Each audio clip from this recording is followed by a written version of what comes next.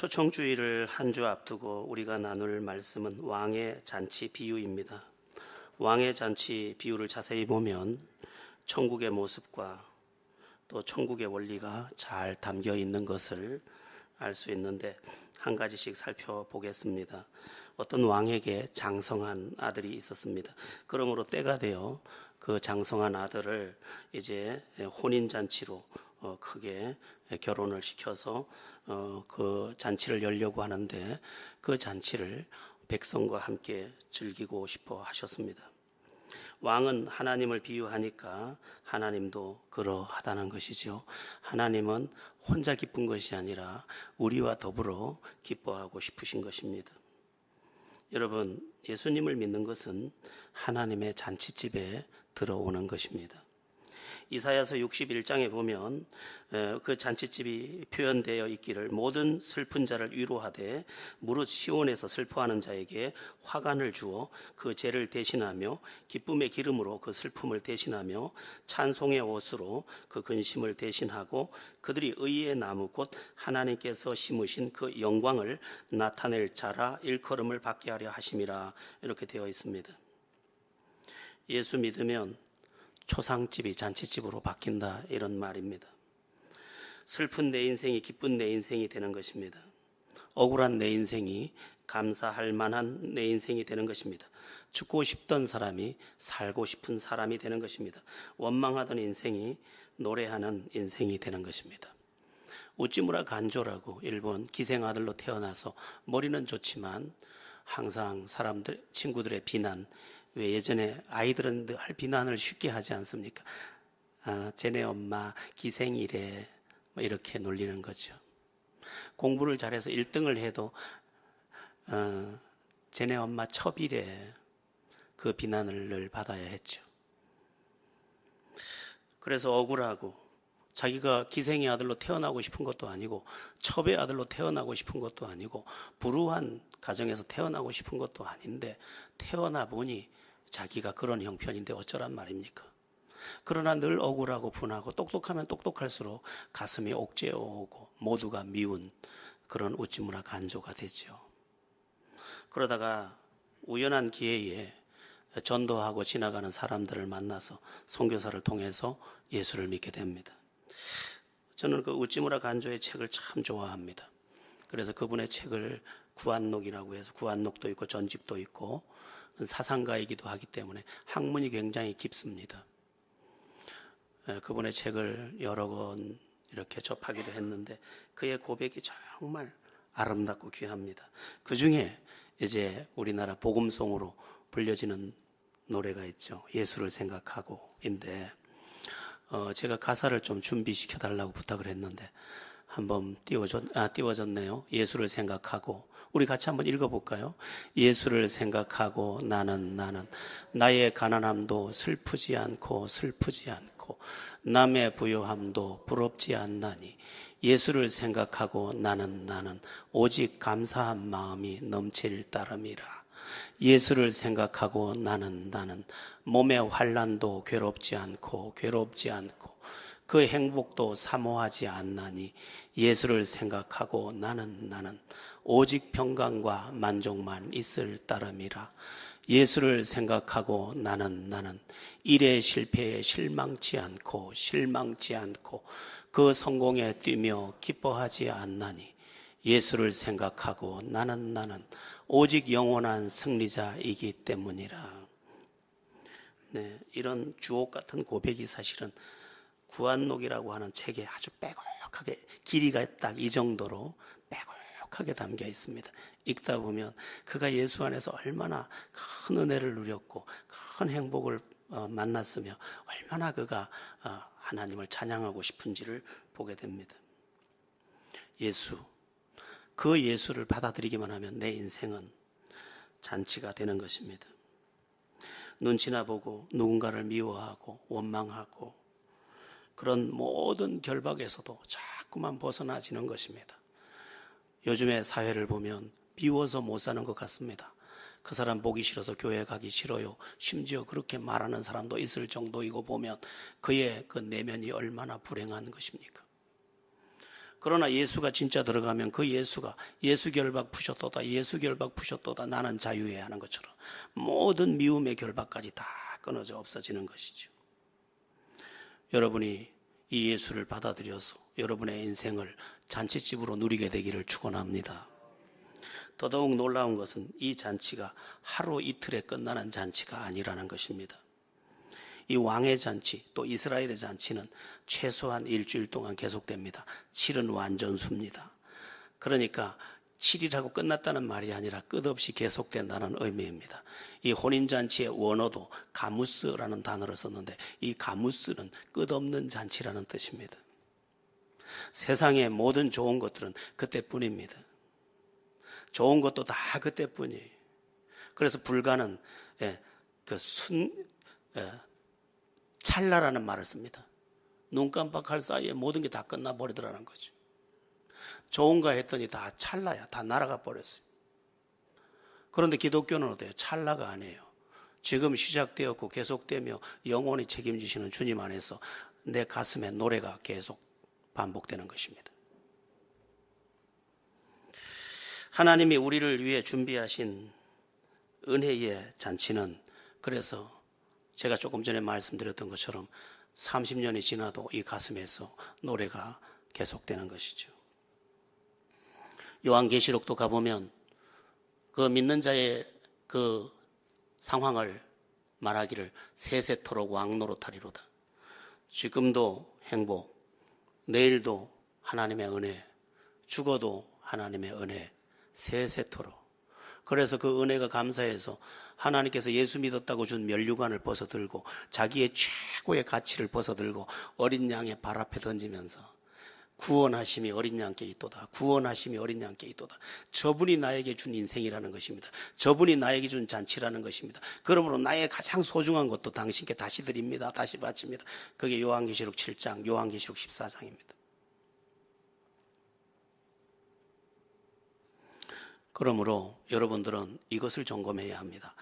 내가 진정 예수를 믿어서 이 잔치에 참여하고 있는지 말입니다. 이게 첫 번째 점검사항입니다. 만약 그렇다면 여러분의 생애, 여러분의 마음 그 안에 이미 증거가 있을 것입니다. 우리는 기독교라는 종교에 참여한 것이 아닙니다.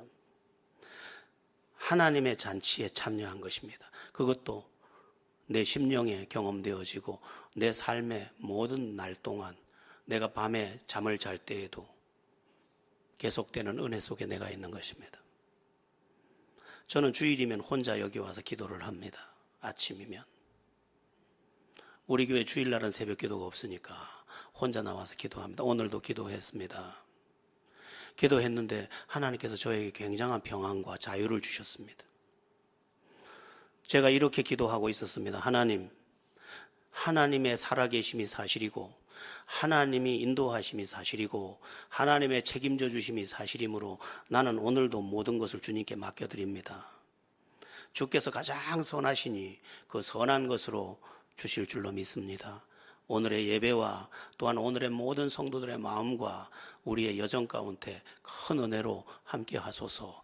오늘 새벽에는 기도를 조금 빨리 하고 집에 갔더니 집사람이 놀라서 왜 이렇게 빨리 오세요? 그래서 이렇게 묻더라고요.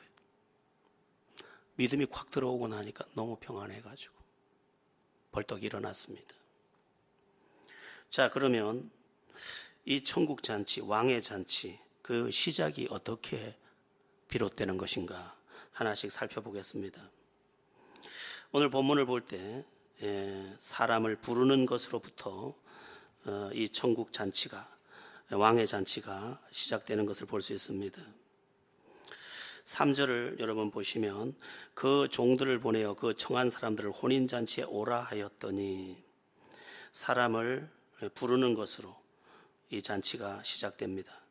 3절에 특별히 그 종들을 보내어 그랬는데 이 종은 왕의 신하들을 가리키고 신앙적으로 말하면 예수 믿는 우리를 보내어서 아직 천국 잔치를 맛보지 못한 그들을 불러낸다는 것입니다. 여러분, 하나님은요 직접 누구를 부르지 않습니다. 꿈에 나타나서 너 예수 믿어라 이렇게 하거나 하늘에다가 글자를 써서 예수 안 믿으면 지옥이다 이렇게 하지 않습니다. 기적적인 방법을 쓰는 게 아니라 당신을 이미 알고 있는, 당신을 이미 믿고 있는 사람을 통해서 그를 부르시는 것입니다. 사실 하나님께서 누구를 부를 때만 우리를 사용하는 것은 아닙니다.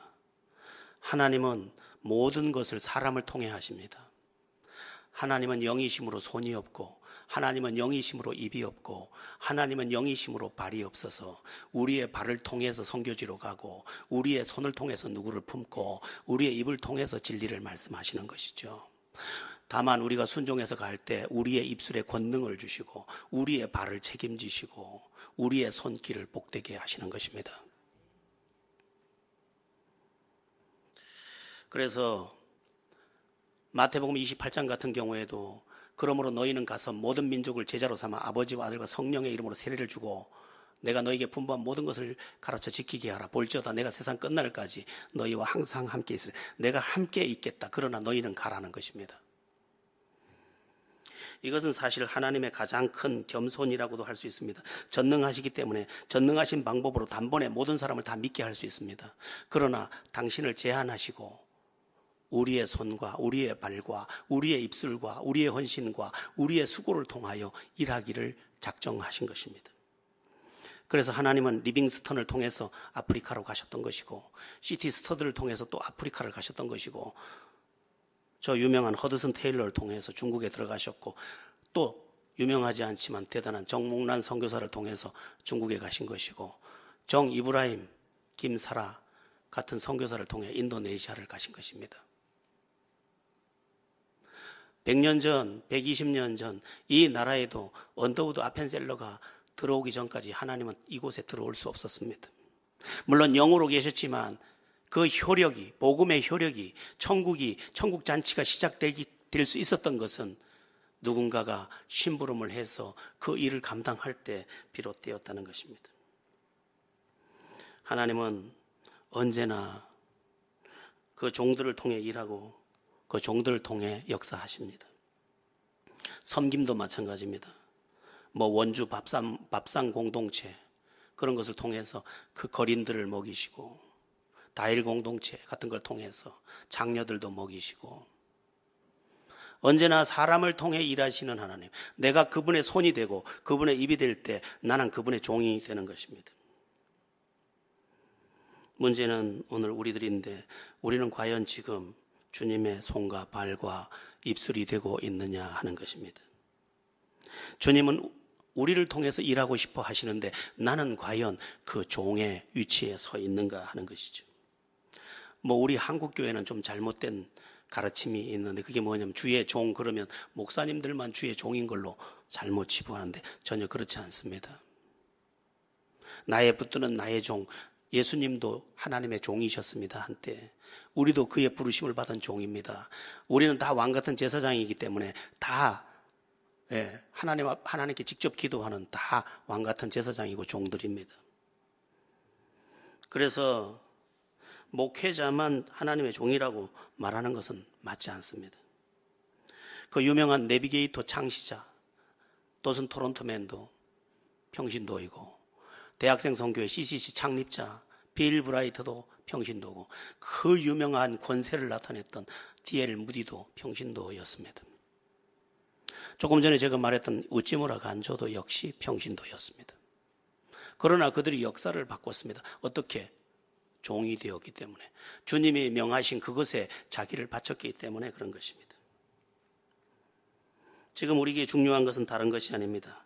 다음 주에 있을 천국 초청 큰 잔치, 전도잔치에 여러분이 주님의 입이 되어야 한다는 것입니다. 주님의 입이 되고 손이 되고 주님의 발이 되어야 한다는 것입니다. 그렇지 않으면 주님은 말할 수 없습니다. 우리를 통해 말하시기로 정하셨기 때문이고, 우리를 통해 그들의 손을 잡기로 정하셨기 때문에 내가 가서 그를 붙잡고 이끌기 전에는 그들이 움직일 수 없는 것입니다. 이것은 결코 가볍게 여길 수 없는 아주 중차대한 일입니다. 나를 통해서 그를 건지고 싶어 하시는데 내가 멈춰 있으면 주님은 그 답답함을 견딜 수 없게 되는 것입니다. 여러분, 여러분의 태신자는 누굽니까? 혹 누군가 하겠지. 내 남편은 절대 교회 올 사람이 아니야. 우리 부모님은 절대로 따라올 사람이 아니야. 교회에서 하자니까 안 할 수는 없고, 저거는 냈지만 이미 할 마음이 없는 우리의 완악함도 주님이 보고 계실 줄로, 보고 계시는 것으로 우리는 알아야 합니다. 제가 오늘 주보에 올려놓았습니다마는, 주보에 이렇게 복판 장면에 보면 제가 가끔 시를 쓰기도 하는데, 글을 쓰기도 합니다. 이게 송학진 장로님 이야기입니다. 사실은 송학진 장로님이 섬기던 교회, 그 교회는 선교사를 후원하거나 파송한 적이 한 번도 없습니다. 그래서 이 송학진 장로님은 선교 비전이 있었기 때문에 늘 자기 교회를 가슴 아파했습니다. 그는 이렇게 말했습니다. 기도했답니다. 하나님, 우리 교회는 왜 선교사를 보내지 않을까요? 우리 교회는 왜 선교사를 후원하지 않을까요? 우리 교회는 왜 이럴까요? 왜 이럴까요? 늘 울었다는 겁니다. 그랬더니 어느 날 하나님께서 장로님의 마음에 이렇게 감동을 하시더라는 거죠. 네가 가라 하와이. 잘까봐, 여러분 좋을까봐 한 소리. 네가 가라 하와이 정도를 알아들으면 굉장히 젊은 거예요. 에? 못 웃었다 그러면 벌써 늙은 거예요. 네가 가라 이런 거죠. 송학진 장로님 깜짝 놀라고 제가요? 진짜 저 말인가요? 그래 네가 가라. 송학진 장로님이 그 음성을 받아서 당신이 이제 직접 선교 현장에서 선교를 하게 된 것입니다. 거기가 키르기즈스탄이고 그 키르기즈스탄에서 사역을 할 때 수많은 무슬림들이 우리 송학진 장로님을 기대고 신종래 권사님을 기대고 그를 통해서 위로를 받고 진리를 듣고 복음안으로 들어오는, 여기는 얼마나 무서운지 아버지가 딸을 죽일 권세가 있습니다. 딸이 만약에 이방 종교를 믿었다 그러면 그 아들 보고 시킨다는 거예요. 쟤 죽여라 그럼 죽인다는 거예요. 법적으로 아무 문제가 없대. 한 아이가 우리 송학진 장로님 내외를 통해서 예수를 믿었고 예수를 믿기로 신앙 고백을 하고 세례를 받게 됐는데 그 부모가 그걸 알고 죽이라고 한 겁니다. 그러니까 막 이거는 죽여야 되는 거예요. 그러니까 모든 선교사들이 울면서 기도하고 하나님께서 응답하셔서 아직도 살아있고 그는 아마 또 다른 사역자로 쓰임받을 믿음의 딸이 될 것으로 여겨지고 있습니다. 여러분, 마태복음 25장에 보면 달란트 비유가 나오는데 그 달란트를 전부 나눠줍니다. 5달란트, 2달란트, 1달란트. 그런데 1달란트 받은 자는 그것을 숨겨두고 그 달란트를 사용하지 않습니다. 주인이 와서 묻습니다. 왜 그것을 사용하지 아니하느냐? 왜 묻어두었느냐? 악하고 게으른 종아, 너는 밖에 버리워서 슬피 울며 이를 갈미 있으리라. 너 같은 거는 지옥을 가야 된다는 거예요. 오늘 우리가 악하고 게으른 종일까 참 두렵습니다. 1년이 지나도록 10년이 지나도록, 아니 평생을 믿고도 한 사람도 전도하지 못한 우리는 얼마나 가여운 사람들입니까?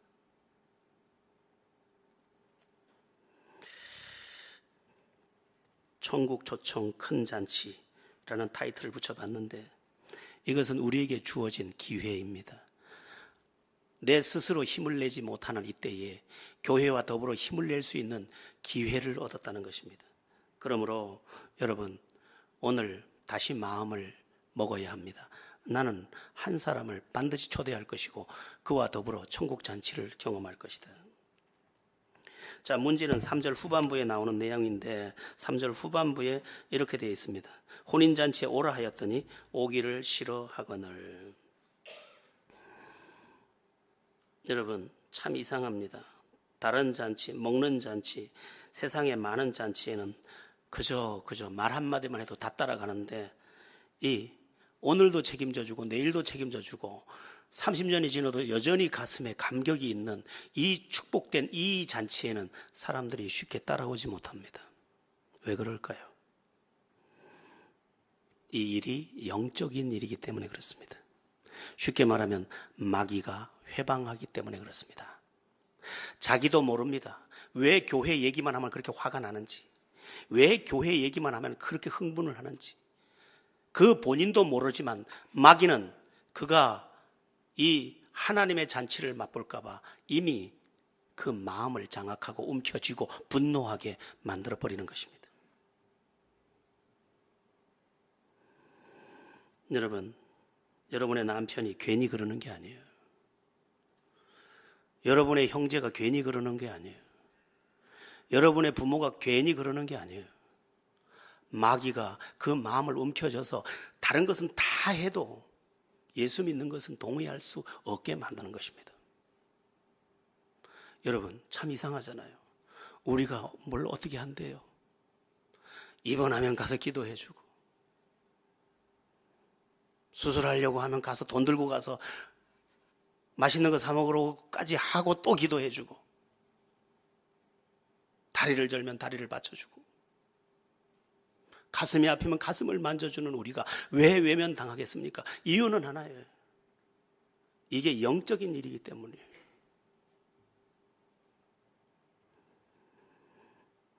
우리는 잘 알아야 합니다. 그래서 물러서면 안 됩니다. 우리 생각 속에서 이미 승리해야 합니다. 우리 남편은 안 된다고? 안 되는 게 어디 있어요? 하나님이 하시는데. 우리 자식은 안 된다고? 안 되는 게 어디 있어? 하나님이 무에서 천지를 창조하셨는데. 우리 생각 자체에 이미 패배를 시인해버리면 우리는 아무것도 한 발짝도 승리의 자리로 나갈 수 없게 되는 것입니다. 오기를 싫어할 겁니다. 그런 눈물로 하셔야 합니다. 그리고 기도의 무릎으로 하는 것입니다. 그리고 끝내 해내는 것입니다. 우리 한국의 남편들 정말 반강제로 다 끌려온 사람들이에요. 다 반강제로 끌려왔지만 다 지금은 하나님 앞에 찬양을 하고 있지 않습니까? 돈만 잘 벌어오면 된다고 믿지 마세요. 다 지옥 자식 될 건데. 자, 그러면 그들이 거절하는데 우리는 어떻게 해야 합니까? 4절을 보십시오. 4절을 보니까 다시 다른 종들을 보낸다고 되어 있습니다. 내가 오찬을 준비하되 4절을 보시면 다른 종들을 보내며 이르되 청한 사람들에게 이르기를 내가 오찬을 준비하되 나의 소와 살찐 짐승을 잡고 모든 것을 갖추었으니 혼인잔치에 오소서 하라 하였더니. 다시 초대하고 있습니다. 이걸 우리의 신앙적으로 연결하면 우리를 또다시 보낸다는 것입니다. 거절당한 그 자리에 또다시 가라는 것입니다. 어제 초청하는 것에 실패했더라도 다시 초청하러 가라는 것입니다. 어제 갔다가 봉변을 당했더라도 오늘 다시 가라는 것입니다. 예전에 짐 엘리엇, 에콰도르의 순교자죠. 짐 엘리엇의 책을 읽으며 많은 도전을 받았던 적이 있습니다. 짐 엘리엇은 에콰도르 원주민들 선교를 하기 위해서 그 정글 속으로 들어갑니다. 소형 비행기를 타고 밧줄을 타고 내려가서 선교를 하는데 선교를 제대로 하지 못하고 그들의 창에 찔려 죽습니다. 5명이 들어갔다 5명이 다 죽습니다. 새파랗게 젊은 사람들이에요. 그들의 부인은 에콰도르 그 본거지에 있었기 때문에 이후에 시체를 만나게 됩니다. 그 아내들은 어떻게 했을까? 남편이 죽은 바로 그곳으로 아내들이 들어갑니다. 그리고 아무 말도 하지 않고 왜 우리 남편을 죽였어요? 그렇게 아무도 묻지 않고 그들을 천사처럼 섬깁니다. 이 에콰도르 원주민들은 남자는 죽여도 여자는 죽이지 않는 법이 있습니다. 그래서 세월이 많이 지난 뒤에 묻습니다. 당신들은 도대체 누군데 우리에게 와서 천사처럼 우리를 섬깁니까? 그랬더니 몇 년 전에 당신들이 죽인 그 남편의 아내들입니다. 족장이 회개합니다. 온 부족이 다 세례를 받습니다. 여러분, 전도는 고귀한 것이고 구원의 놀라운 축복이기 때문에 그것이 행해지는 데 상당한 대가가 지불됩니다. 본래 고귀하고 값진 것은 어려움을 많이 겪습니다. 신비하게도 인간은 타락한 존재라서 귀한 것을 귀하게 받지 않는 특성을 갖고 있습니다. 그것이 타락한 인간의 비극이기도 한데 아이들에게 나쁜 것을 가르치면 당장 배우지만 좋은 것을 가르치면 당장 거절합니다. 어른들도 마찬가지요. 진짜 좋은 것은 거절합니다. 그저 욕심에는 선뜻 나서지만 진리의 말씀, 생명의 은혜 이런 것들에 대해서는 거부감이 너무 많은 것입니다. 여러분, 여러분의 태신자는 누굽니까? 그에게 다가가 보셨습니까? 또는 그에게 이미 외면당하셨습니까? 남편에게 거절당했습니까? 그러나 다시 가라고 하십니다. 다시.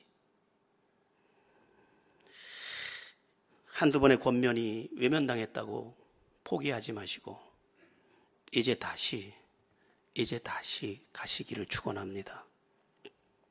이번 주는 특히 그러하셔야 합니다. 왜냐하면 하나님이 이 시스템을 통해 나를 그곳으로 가라고 하시기 때문입니다. 어떤 사람은 뭐 교회가 그렇게 피곤하게 하냐고 합니다. 여러분, 피곤한 문제가 아닙니다. 하나님의 뜻이 이루어지느냐 안 이루어지느냐, 생명이 태어나느냐 안 태어나느냐, 어떤 사람이 저주 가운데 있느냐 저주에서 건져지느냐, 너무도 중차대한 문제 앞에 우리가 서 있습니다. 자, 그러면 다시 권하고 다시 부탁한 결과가 뭡니까? 5절 6절을 한번 보시기 바랍니다. 5절 6절 합독합니다. 시작. 그들이 돌아보지도 않고 한 사람은 자기 밭으로 한 사람은 자기 사업하러 가고 그 남은 자들은 종들을 잡아 모욕하고 죽이니. 핑계가 많았다는 것이고 다른 하나는 도리어 죽이려고 했다는 것입니다. 또 죽였다는 겁니다. 왜 그럴까요? 이것도 영적인 문제이기 때문에 그렇습니다. 진리를 가르치는 게 얼마나 어려운지 모릅니다. 제가 여러분 예수 믿으면 잘 됩니다. 그러면 다 저를 미워하지 않을 겁니다. 그러나 복음을 위해 헌신하십시오. 또는 복음을 위해 헌금하십시오 하면 저를 죽이려고 할지도 모릅니다. 예전에 미얀마 선교사였던 아도니람 저드슨, 정말 대단한 사람입니다. 20대에 미얀마로 들어가서 전도할, 미얀마가 어떤 곳입니까? 아주 불교의 나라입니다. 그곳에서 전도를 하려니 전도할 방법이 없어요. 그래서 우선 해야 될 게 성경을 번역해야겠다 생각하고 미얀마 언어로 성경을 다 번역합니다. 죽는 것은 뭐라고 말하지? 뭐 쓰러져 죽은 척 해보고 별의별 일을 다 합니다. 그리고 기회가 되면 예수 믿으라고 합니다. 그런데 그에게 돌아온 것은 너무도 비참한 일이었습니다. 그는 간첩으로 낙인이 찍혀서 미국의 첩자라고 감옥에 들어가게 됩니다. 감옥에 있는 동안 그 딸이 죽습니다. 얼마 후에 그 아내도 죽습니다. 여러분 한번 상상해 보세요. 여러분의 딸이 죽으면 여러분 살 것 같습니까?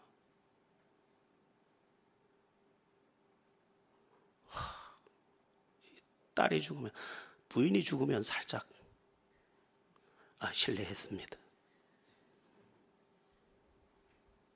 감당을 못합니다. 그런데 감옥살이를 마치고 나와서 그는 다시 성경을 펼칩니다. 그리고 그 번역을 다 마칩니다. 그리고 기회가 되는 대로 이 복음을 전하기 위해 매일의 걸음을 정말 영접받지 못한 미얀마의 비참한 거지 같은 삶을 삽니다. 80세가 넘어서 미국으로 돌아가는 배에서 인생을 마감합니다.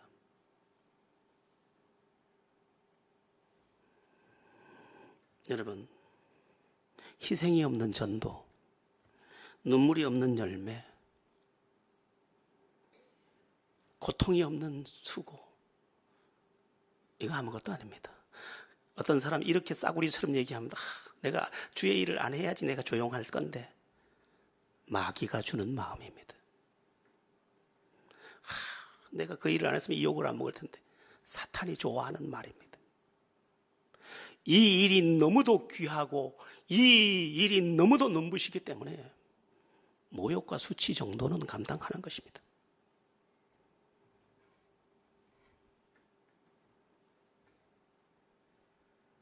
얼마나 고귀한 것인지 마귀는 그를 죽이고 싶을 만큼 미워하는 일입니다.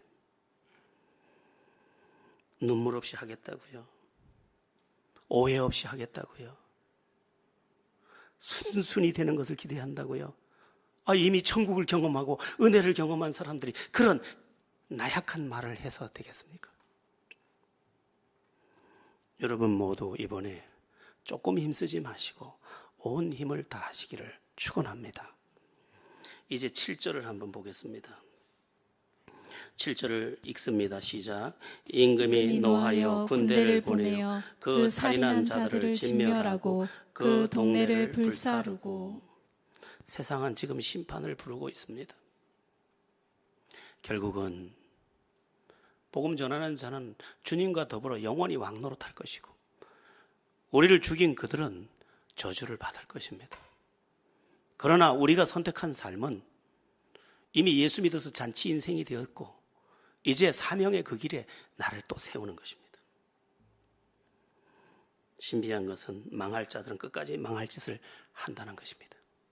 그러나 우리는 망할 자를 향해서까지 끝까지 포기하지 않는 열정의 비전 메이커가 되어야 하는 것입니다. 예전에 제가 이해를 잘 못했어요.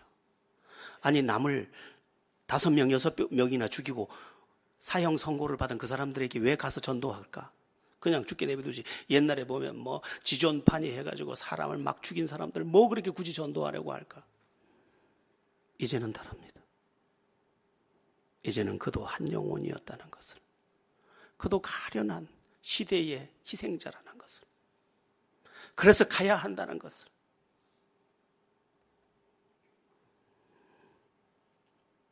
우리는 사명자인 것을 항상 잊지 말아야 하겠습니다. 이제 왕은 어떻게 합니까? 수없이 거절당한 왕은 어떻게 합니까? 여러분, 하나님이 당한 거절은 우리가 다 헤아리지 못할 정도로 어마어마합니다. 하나님은 우리의 거절을 너무도 많이 당하셨어요. 네, 아멘, 아멘. 그렇게 하지 못한 우리들의 거절, 하나님이 완전하신 분이기 때문이지 우리에게 받은 상처는 끝이 없을 것입니다. 거절당한 왕은 8절 9절을 한번 보시기 바랍니다. 어떻게 하는지. 8절 9절입니다. 시작. 이에 종들에게 이르되 혼인잔치는 준비되었으나 청한 사람들은 합당하지 아니하니 내 거리 길에 가서 사람을 만나는 대로 혼인잔치에 청하여 오라 한대. 아멘. 잔치는 준비되어 있는데 사람은 없습니다. 그럼 어떡합니까? 잘난 사람, 못난 사람, 어린이, 병든 자 가리지 말고 누구든 데리고 오라는 겁니다. 이것은 오늘날 교회의 현실입니다. 지금 잘난 사람 찾을 때가 아니에요. 네, 지금은 똑똑한 사람 찾을 때가 아니에요. 그가 창녀라도 가서 데리고 와야 돼요.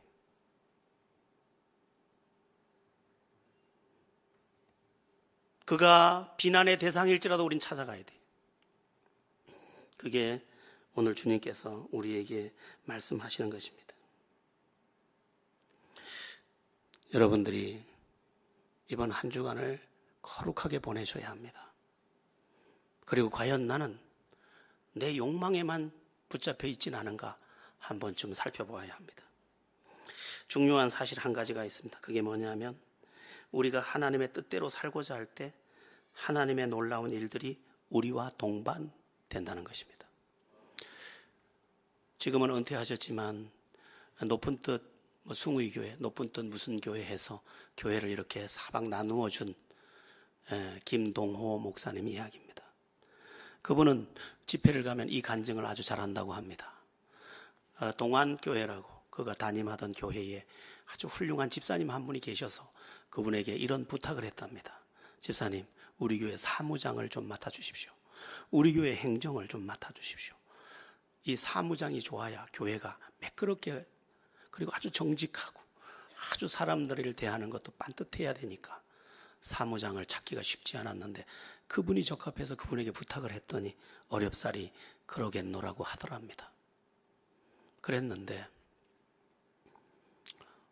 대답을 한 다음 날 병원에 진단해 놓았던 결과를 보러 갔더니 위암 말기더라는 거예요. 이 일을 어떻게 하면 좋을까? 도대체 하나님, 내 눈에 그를 보게 하고 그가 일꾼 될 거라고 틀림없이 가르쳐 주셨는데 위암 말기라니 말이 됩니까? 그렇게 기도를 계속하는 중에 하나님께서 그 신방을 가는 길에, 신방 가는 그 이제 말기라는 그 신방 가는 그 길에 한 말씀을 주시더라는 거죠. 그 말씀이 뭐냐면, 예수님께서 예루살렘에 입성할 때 나귀 새끼를 끌고 오라. 그래서 그 주인이 물으면 뭐라고 대답하리까? 주가 쓰시겠다 하라. 그리고 풀어서 끌고 와라. 이렇게 했다는 거예요. 근데 그 말씀이 갑자기 자기에게 들리기를 뭐라고 들리냐? 주를 위해 쓰시겠다고 하면 풀어준다는 거예요. 그렇게 들리더라는 거예요. 그래서 김동호 목사님이 이렇게 하나님을 향해 말했다는 거예요. 하나님, 주를 위해 쓴다면 푸시는 겁니까?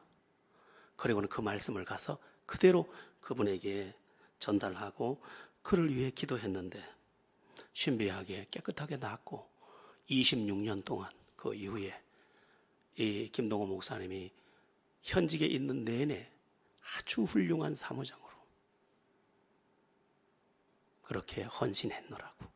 지금도 그 간증의 자리에 저렇게 흐뭇하게 계시다고 그렇게 말씀하더라는 것입니다.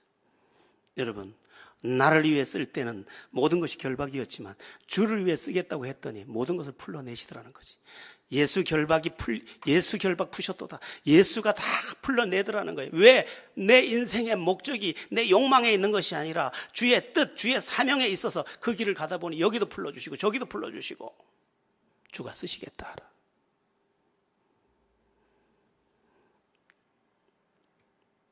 여러분, 이 세상에서 가장 아름다운 일은 누군가를 살리는 것입니다. 그럼 누군가를 살리는 것 중에 최고의 살리는 것은 뭡니까? 복음이 들어가서 그를 영원히 살리는 것입니다. 이 소중한 일에 우리가 오늘 맡은 자가 된 것입니다. 저는 이렇게 짤막한 글을 써봤습니다. 당신은 누군가를 위해 간절해 보았는가? 당신은 누군가를 위해 진정 희생이라는 것을 해보았는가? 당신은 그 마음을 한번 먹어보았는가? 주님이 가장 보고 싶어하는 그 마음을 한번 가슴에 품어보았는가? 한 영혼을 위해 달려가 보았는가? 여기 본인이 계시고 그래서 참 얘기하기가 뭐한데 아침에 가슴 뜨거운 이야기를 좀 들었습니다. 참 얘기를 할까 말까. 혹시 실례가 될까 봐 그만두겠습니다. 사람은 누구나 그 신분이 어떻든 위대할 수 있다는 사실 한 가지만 말씀드리고 마치겠습니다. 임기종이라는 분이 계십니다. 설악산에서 40년 동안 지게를 지는 사람입니다. 지금도 지고 있고 키는 1m 60이 되지 않고 몸은 60kg가 되지 않고 머리털은 나만큼 빠져 있다고 보시면 됩니다. 이분이 결혼을 했는데 정신지체 2급 장애인과 결혼을 했습니다. 어느 날 친구가 여자 하나를 데리고 와서 이 여자는 니하고 살아도 도망을 안 갈 거니까 결혼해라 그러더랍니다. 결혼할 마음이 전혀 없던 임기종 씨가 이 여인을 보는데 너무 마음이 아프더랍니다. 지능이 7살 이하의 지능이고 자기 처신을 못하더라는 거예요. 나도 이 설악산 비탈에서 이렇게 험하게 사는데 저 여인은 누가 돌보나 싶어서 결혼을 했답니다. 그리고 자식을 낳았습니다. 이게 웬 벼락입니까? 태어난 자식이 말을 못하고 자기 엄마보다 더한 장애인입니다. 집에서 돌볼 수 없는 장애인. 너무도 슬픈 임기종 씨는 어느 정도 키워서 이 아이를 데리고 강릉에 있는 시설에 이 아이를 데리고 가서 맡깁니다. 맡기고 돌아오는데 눈물이 너무너무 쏟아집니다. 참 비참하구나. 이거 비참하구나. 주룩주룩 내리는 비만큼 울면서 돌아오다가 안 되겠다. 내가 돌아가서 이 아이에게 웃음을 주고 와야겠다. 그래 마음 먹고 주머니를 뒤져보니까 돈이 20만 원 있더랍니다. 그래서 20만 원어치 과자를 사서 우리 아이, 남의 아이 할 거 없이 다 풀어줬더니 정신도 없는 아이들이 그렇게 좋아서 어쩔 줄을 모르더라는 거예요. 임기종 씨는 그날 결심했습니다. 나는 앞으로 사람들을 기쁘게 하는 인생을 살겠다. 그래 마음 먹고 이제 그 시설에 매월 이제 후원자가 됩니다. 뿐만 아니라 여타의 시설에 후원자가 됩니다. 그분이 1000m가 넘는 그 비탈길을 지고 올라가면 6만 원을 받습니다. 6만 원. 하루는 3번, 하루는 4번. 그래서 제일 많이 벌면 150만 원을 벌습니다. 한 달에. 이 돈을 가지고 어떻게 몇 천만 원이나 남을 돕는 사람이 됐습니까? 했더니 부인은 장애인이라서 장애인 연금이 나오고 자기들은 그저 이 비탈에서 나오는 음식 먹고 돈 안 모자립니다. 나처럼 가슴 아프고 슬픈 누군가의 작은 선물이 됐으면 좋겠어서 그렇게 살았습니다. 그러더라는 거예요. 여러분, 원체 가난해서 처음부터 지게밖에 선택할 수 없었던 그였지만 그의 선택, 마지막 결정 하나가 그의 인생 여정에 거인이라는 호칭을 얻게 했습니다. 그래서 지금은 임기종 씨를 부를 때 지게꾼 이렇게 부르는 게 아니라 설악산의 거인 임기종이라고 불러야 하는 거죠. 누구나 위대해질 수 있습니다. 그의 신분이 낮다고 하여 그가 위대하지 못하라는 법은 존재하지 않습니다. 우리의 지금 형편이 어떠하든 우리는 하나님께 영광 돌릴 수 있고 감동이 있는 인생을 살 수 있습니다. 그 중에 하나가, 그 중에 으뜸이 이번 주일에 우리가 짊어져야 할 바로 그 한 영혼입니다. 주님을 위해 울어보았을까? 나를 위해는 울어보았지만 주님을 위해서 울어보았을까? 사명을 위해 울어보았을까? 그 한 영혼을 위해 진짜 달려가 보았을까? 애가 타서 못 견딘 가슴이 내게 남아있을까? 그가 예수 안 믿을까 봐 겁이 나서 못 견딘 아픈 가슴이 여기 있을까? 그렇게 물었을 때 우리는 너무도 싸구려들이라는 거죠.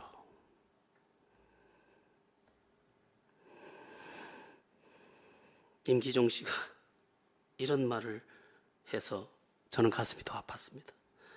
아내와는 정상적인 대화가 되지 않습니다. 그냥 사랑할 뿐이죠. 대화도 안 돼. 그런데 그도 짊어졌어. 그 자식의 자식도 짊어졌어. 그 자식이 가 있는 그 시설도 짊어졌어. 그것같이 열악한 모든 것도 짊어졌어. 내가 짊어질 수 있다면 더 짊어지겠습니다. 이제는 설악산에도 지게꾼이 다 사라지고 딱 한 명 남았어요. 그분 혼자예요. 지게면 어때요? 겉만 번지르한 우리보다 얼마나 위대한 나를 살고 있습니까? 껍데기 우리들. 이제 저는 이 전도행전 마지막 주일을 맞아서 여러분에게 외치고 싶습니다. 우리 한번 주님을 위해서 주님의 기쁨이 되려고 한 번만 몸부림쳐 봅시다. 그리고 그 한 영혼을 위해서 한번 그 밤이 긴긴 밤이 되어 봅시다. 그리고 그를 강권하여 데려다가 내 집을 채우라고 했으니까 강권하여 데려다가 채워봅시다. 오늘 10절을 읽고 마치겠습니다. 우리 10절을 봅니다. 종들이 길에 나가 악한 자나 선한 자나 만나는 대로 모두 데려오니 혼인잔치에 손님들이 가득한지라. 아멘. 여러분을 통해 다음 주에 있을 이 자리가 손님들로 가득하게 되기를 예수의 이름으로 축원합니다. 기도드리겠습니다.